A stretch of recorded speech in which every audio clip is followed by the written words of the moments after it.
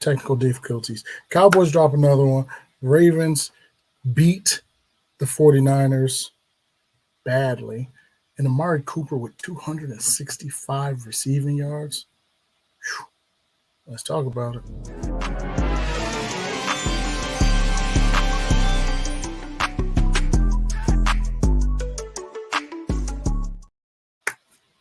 Let's go YouTube, Facebook, Instagram, wherever you are. It's your boy T Time here on the Super Biased Sports Show, place where a fan can be a fan, no matter how biased their takes are. Do me a favor, hit that like button, hit that subscribe button, hit that notification bell. Appreciate y'all for rocking with the channel. Um, so let's talk about what has been going on in the NFL recently. You got the 49ers looking like they can be beat, and they can because the Baltimore Ravens showed us that they can. They absolutely destroyed them yesterday. It was a total of 5 interceptions in that game. Four of them were from Brock Purdy, which, in my opinion, I don't think that all of those were his fault per se. Some of them were tipped and things like that. But I mean, he's a quarterback. He threw the ball. It goes down on his stats. So they took a big loss last night, and it was overall just a dominant performance by the Baltimore Ravens. They definitely, here we go, 33-19. They held it down. Um, Sorry, it took me a minute to get it, but Lamar Jackson looks like he might be your MVP front runner at this point, which that's kind of debatable. But if you match up his stats to Dak's, I believe Dak beats him in every category. I think, except for obviously rushing. But at the quarterback position, he definitely stacks up better. But his team is probably right now, as of today, the best team in the NFL. So it will go to him. But Lamar Jackson, 23 of 35 for 252, 2 touchdowns, no interceptions, and 45 yards rushing. So he was actually their leading rusher. Gus Edwards had 9 carries for 31 yards and a touchdown. Zay Flowers, 9 receptions, 72 yards, a touchdown. Likely 3 receptions for 56. And Odell, 2 for 13. That was pretty low. But let's talk about the San Francisco 49ers. They did. Let me see if I can show this actually.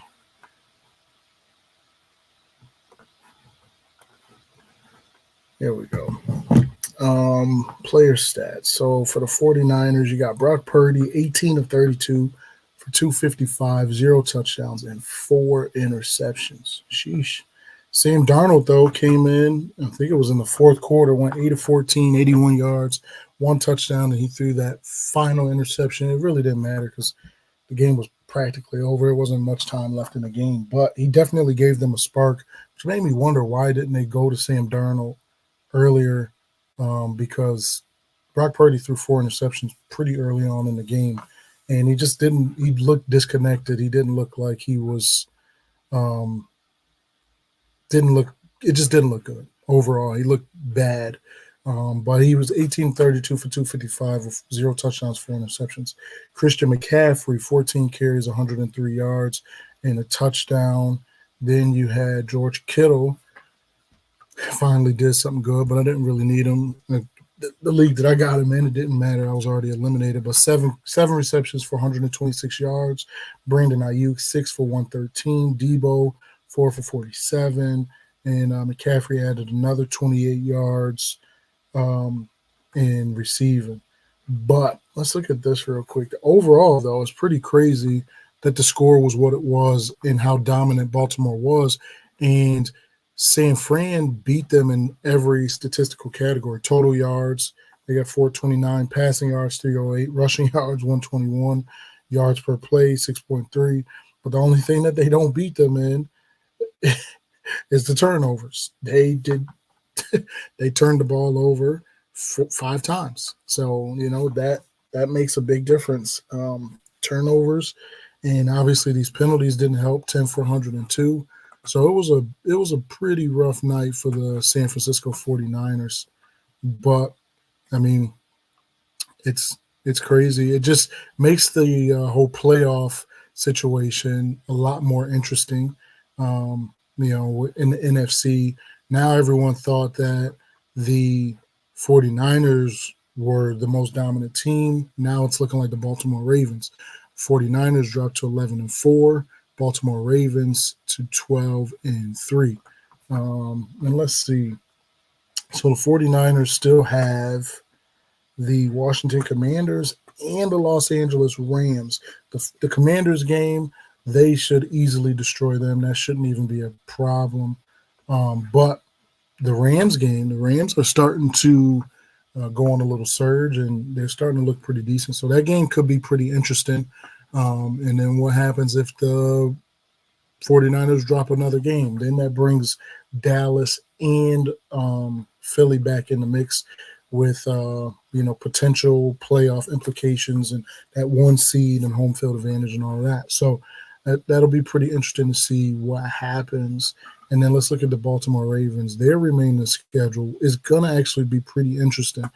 They have next week the Dolphins, and that game should be pretty good. I mean, you got the two best teams in the AFC with the Ravens and the Dolphins.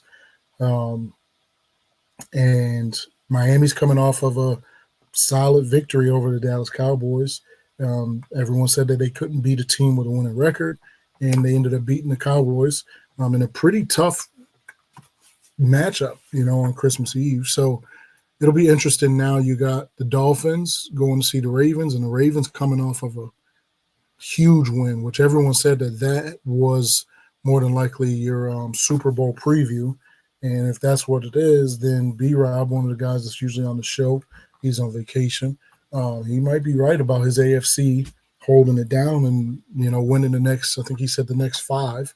And right now they're up 1 on that. So we'll see. We'll see how that goes. But, you got some pretty big games coming up as far as that goes, especially in the AFC, because then after that, you got Miami, who goes on after the Ravens game. They go on to play the Buffalo Bills, and that's going to be another highly watched, very anticipated game.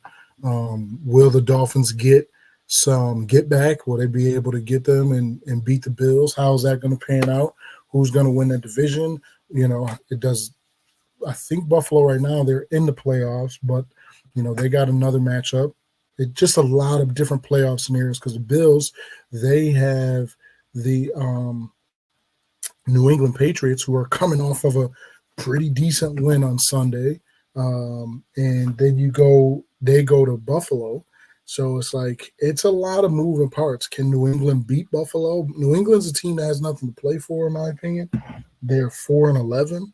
So, they're clearly out of the playoffs. That part of it doesn't really matter. But they just beat the Denver Broncos 26-23. Now you got Buffalo, who's been fighting their way, and they got back into the playoffs due to a couple teams dropping games. So now you have the New England Patriots, who's coming into Buffalo. Can they play spoiler to the Buffalo Bills? Because if the Bills lose to New England and then they drop to the Dolphins, I think that ends their season right there. They still might be able to hold on, but, it'll be pretty interesting to see. So there's a lot of moving parts when it comes to these last 2 weeks of football based off of, the AFC and the NFC. So it'll be pretty interesting to see what takes place there. And, who's going to win out, who's going to do what, who's going to be the number 1 seed, who's going to host the home playoff games, all of those different things. So there's a lot moving around in the NFL. But, yeah, the Baltimore Ravens surprised me. I didn't have them winning in that game. I thought that it would have been the San Francisco 49ers. It just seemed like they were at the time, seemed like they were the best team in football, but you now got the Ravens. So, it'll be Sorry. It will be interesting to see what takes place in these next few weeks in the NFL. Now, let's move on to the Dallas Cowboys versus the Miami Dolphins. That one was, to me, it was a pretty good game. It was a good battle. It was a very good battle between two teams. I mean, the score was 20-22 at the time. Both teams were 10-4. Let me pull this up on the screen real quick. Sorry, thought this was still up. So you got two teams that came in, and it was a fight. Beginning of the game, it was pretty close. I mean, Dallas had to go on a late drive to try to win it, which they did. They drove downfield, they scored, but the defense just couldn't get right. They couldn't make a stop when it was needed, and so it ended up being the Miami Dolphins game. So you got Dak Prescott, who played a pretty solid game, 20 of 32 for 253, 2 touchdowns, no interceptions. Tony Pollard, this is one of the biggest issues that the Dallas Cowboys are having, 12 carries for 38 yards, no touchdown.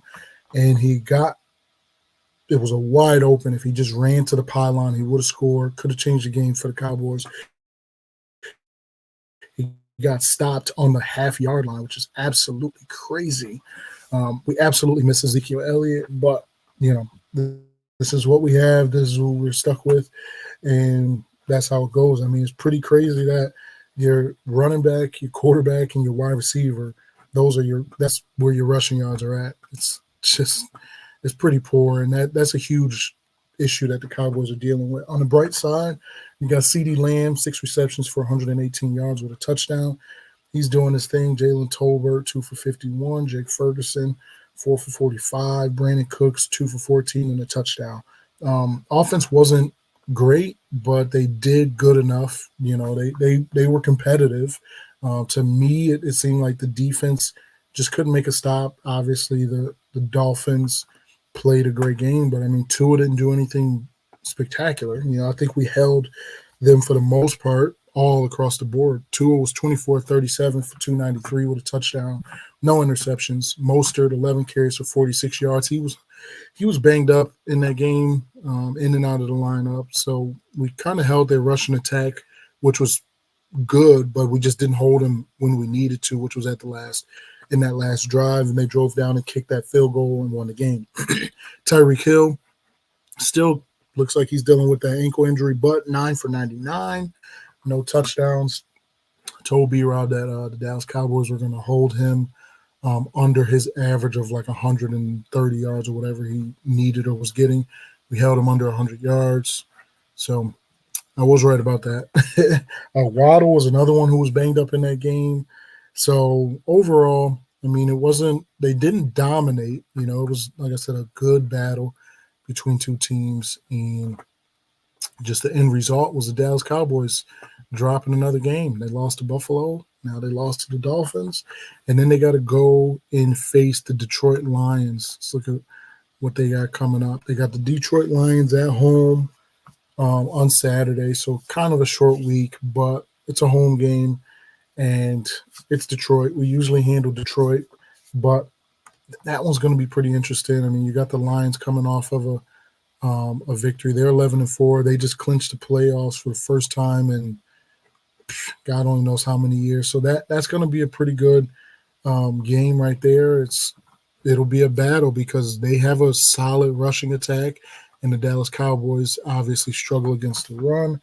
So we'll see what happens there. And then we finish out the year in Washington, if I'm not mistaken. Yeah, we play them in Washington. And that should be an easy game for the Cowboys. So for me, what I'm looking at is the Dallas Cowboys they got to win these next two. It's not a successful season, anything less. I mean, we've been 12-5 for the last few years. So you at least have to match that. We have 5 losses right now. So You go out, you beat the Lions, and you beat the Commanders. You go into the playoffs and you see what happens. I've always said it from the beginning of the year. I don't have high expectations for the Cowboys. I see them as a playoff team that should be able to reach the NFC championship game. But with the way that we're looking in these last few weeks, it's not really looking promising. They're just not. They're not playing good football. Both sides of the ball. I mean, the Buffalo game was just a terrible game all the way around. We got destroyed on the offensive side and defensive side. And then if you look at this week's game, they just didn't do what they needed to do on defense to finish the game. So if you're looking at the playoffs right now, you got Baltimore and San Fran as the number one seeds. If the playoffs started today, the Eagles would play the Seahawks. Detroit Lions will play the Rams, and the Tampa Bay Buccaneers would host the Dallas Cowboys. And there's no reason why the Cowboys shouldn't beat the Tampa Bay Buccaneers. And then you see what happens in the next round. I think they would end up playing the winner of that Philadelphia game, if I'm not mistaken. So it'll be interesting to see what happens there. But the Dallas Cowboys have a lot to overcome and a lot to figure out. So we'll see what happens with that in the next few weeks. But, Cowboys are down bad right now.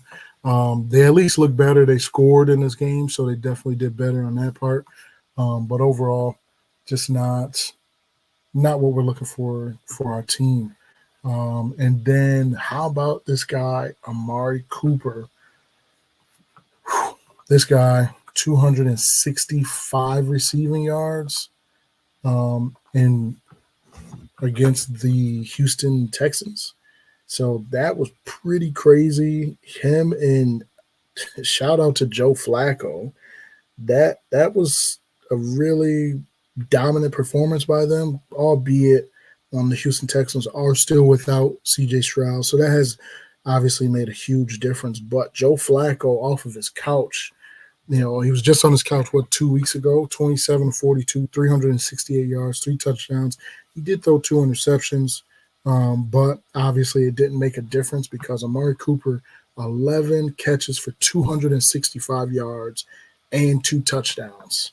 The Dallas Cowboys sure could use him on that offense right now. 265, that's absolutely crazy.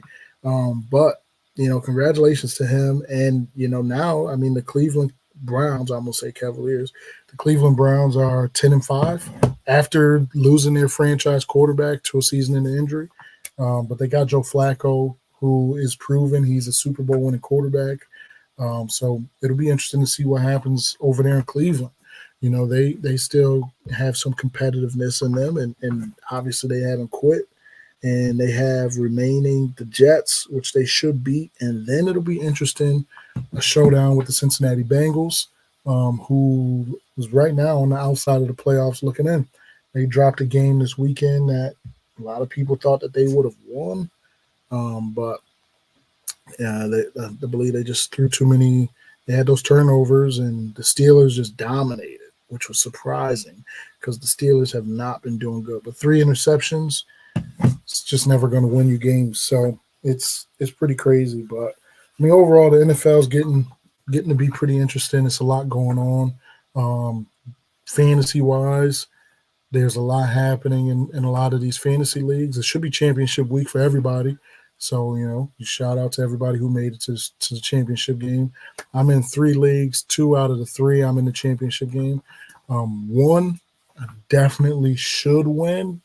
The other one, I don't know. We'll see. My team's kind of falling apart, but we'll see what happens in those couple games. But, make sure you guys set your lineups and see what happens. It's crazy because now that you're at the end of the year, all these players, they have to play, but you're dealing with injuries. Quarterbacks are getting hurt, wide receivers are getting hurt all over, place. So it's going to be interesting to see how it goes. But, maybe we'll do some more follow-up live streams. It's just been pretty hectic for everybody with their work schedules and everything. But we'll see what happens. And maybe we get something in before this weekend. Who knows?